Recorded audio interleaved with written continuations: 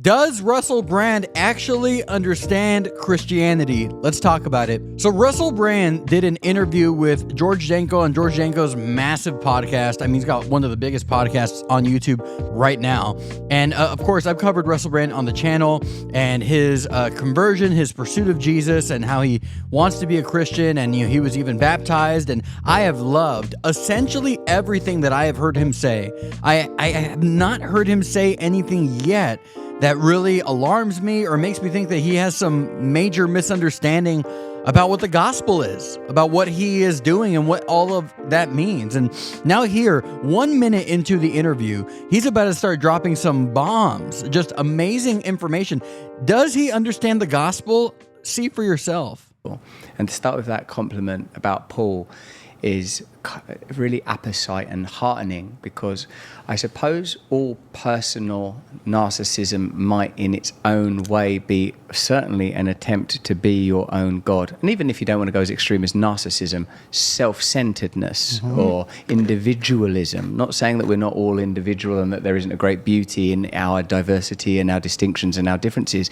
But as a Christian, I'm learning that when it comes to the most important matters, we are all redeemed, we are all forgiven, that there is no significant individual merit among us, that we are all forgiven collectively. And I love that idea that he's saying all Christians have been redeemed and nothing of this has to do with their own merit. Again, he was a celebrity, an addict, and it was all about his accomplishments, his accolades in life. And so he goes, I'm recognizing as a Christian, it's not about my accomplishments. It's not about who I am. It's not about how unique or how special I am. Not at all. I have been redeemed by God. I love this, and I loved it when I heard that if it had just been you, Christ would have come and sacrificed himself for you individually. That's a beautiful thought. If it had just been you, the only one, Christ would have done the same thing. Ideas and these kind of truths softened my heart very deeply. Now, in my sort of self-infatuation, which again, it wasn't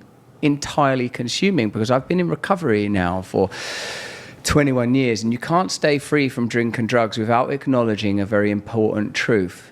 Beyond whatever attachments you might have to alcohol or drugs or behavioral addictions, by which, not to be cryptic, I mean, it could be pornography or food or sex, you have made those things false idols. You have set up altars to false gods, but the central deity is the self. It's very hard, or certainly speaking personally, it's very hard as an addict, as a man in recovery, to accept that dynamic. But one of the things I understood is that So he's saying that he learned as an addict that he made himself God. He made himself God, and by seeking after those things, he was just feeding his own self, which was his God. I always had Jesus Christ at arm's length because of the holy man, holy God dynamic. That I thought, I can't surrender to some man, even if that man is also God, because my whole life has been, don't tell me what to do. I don't trust authority. I don't trust anybody. These were the early lessons of my life. Now, the reason I'm excited that you mentioned Paul is because since actually doing something so intrepid and ludicrous as reading the Bible, instead of I just thought, I know what's in there. I sort of somehow thought I knew it anyway. I've always thought that. I'm quite clever. I'll guess I get the idea. Yeah, died, born, redemption, Father, Son, Holy Spirit. I get it. A lot of people do that, by the way. A lot of people think that they really understand the Bible because they kind of heard about it or read it here and there, seen movies or whatever. A lot of people think that stuff. Actually read it. Turns out it wasn't what I thought it said in there. And in the figure of Paul, I have found so much inspiration and excitement and warmth and compassion, and indeed, obviously, with the first apostle or significant apostle to transform posthumous to Christ's physical life, the opportunity for someone that's full-on 100% committed to the persecution and destruction of Christians to become the number one. This is my deal. I'm going to spread this everywhere, day and night, through every possible permutation, jails, trials, shipwrecks, earthquakes, you name it, I'm into it.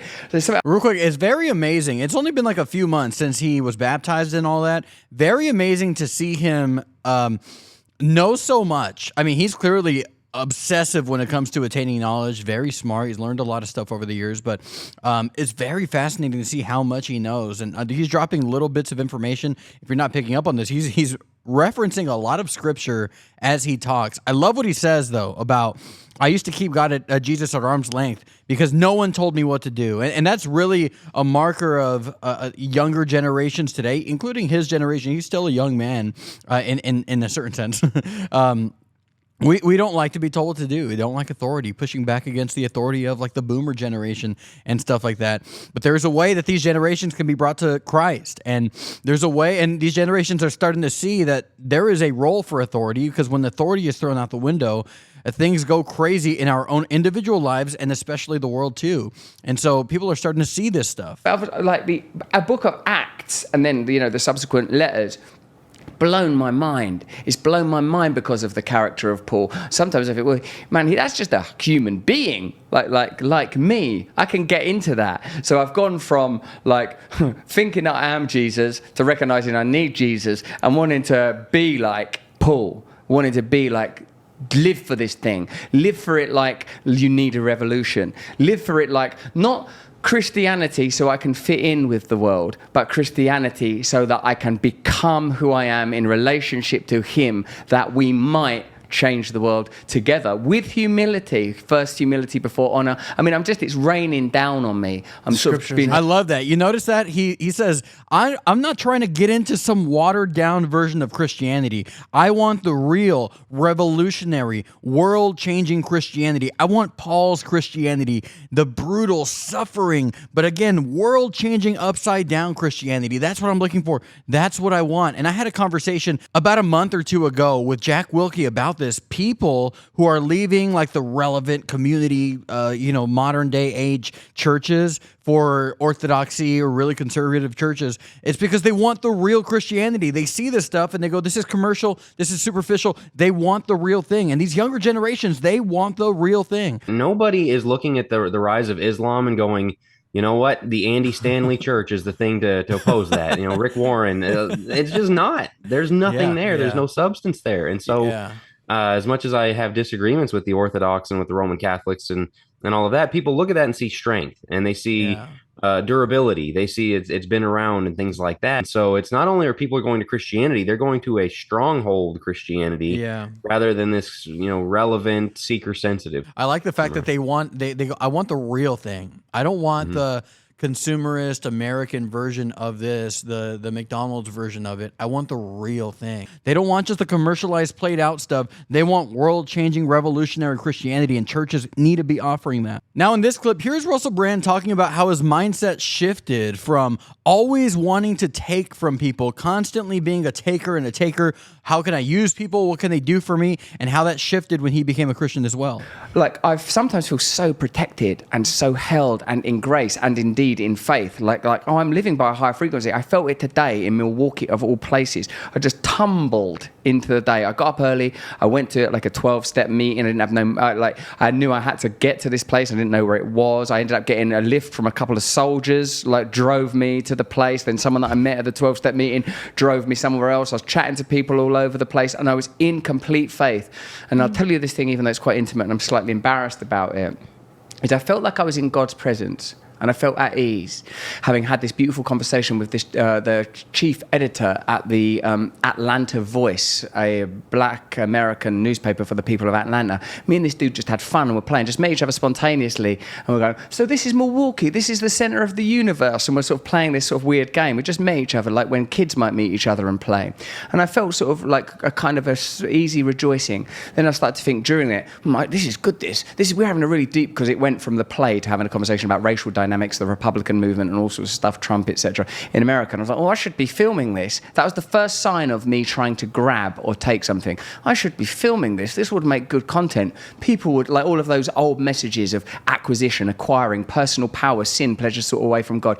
But I was aware enough to not act on those impulses. And I thought, no, just be in the moment with this man. And notice that he's having a nice moment with this man. They're having a good conversation. And then he starts to get into consumer mode. Again, he's like a YouTuber now. He has a show and all of that on different platforms. But he's getting into, again, using mode. How can I use this conversation to make money, to garner more fame and all these things? And I have to let go of that stuff. I have to realize that not all of my life has to be something that where I take and I take and I take from every interaction. I could be a normal person and I could think about things more spiritually. You don't need to get anything, Russell. You are forgiven. You are redeemed. There is nothing to get. You're just here now to convey gratitude and to convey service. I love that. You are forgiven. You are redeemed. There is nothing more to get. You're here to convey gratitude. You're here to show love. What a beautiful way, again, to describe Christianity. You're not here to just live your life taking everything. You're here to just show love and gratitude. And because you've been forgiven by God. Again, what a beautiful thought. Just a little bit more. And I won that round. Then, though, I got back to the compound. Milwaukee's all segregated in terms of high security because of the Republican convention and because of recent events around Donald Trump, the assassination attempt. So there's high security. There's be high security anyway. But you reach the border of this sort of inner compound and you have to get out of the vehicle where I was being taken by a man, just by God's grace, someone who was just driving me who I didn't know 10 minutes earlier. And when I came back, I was just sort of walking along and I was thinking about how I was helped by God. And we were working on some content and we were coming up for the day's video title. And people were sort of saying like, oh, JD Vance is the VP pick for Trump. People were sort of pick, it's like you work in social media, different titles and stuff like that. And I sent like a title option and I was very, very relaxed. And while I was typing the title option, I heard, hey, Russell. And I was like, yeah, hey. And then I look up and I noticed that there's a security detail, a couple of cars, and then there's a bunch of Secret Service. And there, holding his kid, is JD Vance. Hey, Russell! Calls me over, come over, Russell! And I go over to him, and I'm like, hey, man. So you didn't catch all that. He is texting his team about which YouTube title to use for his next YouTube video, which would be nice to have a team of people to help you with the YouTube title. Some people do help me. You know who you are, Jake. And while doing that, he sees the person that he's doing the YouTube video about, JD Vance, and now he's running for vice president. And I just sort of start chatting to him, and then and I'm thinking, I get a photograph, a little selfie, and then the same thing happens in my mind. Oh, JD Vance, he's the man of the moment. Oh, I should do an interview with him. And then I went, can I have a selfie? And I saw him change. I saw his face change because I went to take from him. Now, I'm not making no comment on JD Vance, what type of character he is, where he stands in the whole... You're absorbing the room. You're learning. I tried to take from him. I tried to take from him, and I noticed it in myself. And I noticed that it caused a jarring. It caused a jarring in the connection. And I thought, this is a lesson for me to learn. Remain in surrender. Remain in faith. And whenever you notice yourself trying to take something from somebody, stop it. There is nothing to get. Now, I've got to be forgiving to... Notice that. Stop it. There is nothing to get. So he asked JD Vance for a picture when they were just having a regular, friendly conversation, and it changed the dynamic of the get-together, of the gathering, of the conversation. It turned it into this weird thing where, hey, take a picture with me so that I can show everybody that I was with you, and I can get likes and more fame and more traffic to my channel, all that stuff. Again, it just changed the dynamic. He said, we can just be real. We can just be real. I don't need to be taking anything from JD Vance. I can just accept the forgiveness that God has given me, show love, show gratitude, and everything will fall into place. I don't need to do that kind of stuff anymore. I love this idea. Things are different now that I'm a Christian, and not only are things different, everything is different now. Everything belongs to Jesus now because the fact that I have been forgiven informs the rest of my life. Let me know what you think, though. Like the video, subscribe to the channel. Consider supporting on Patreon. Do you have a problem with something that Russell Brand said? Are you encouraged by this? Again, let me know what you think. God bless you. I love you, and I will talk to you soon. Goodbye.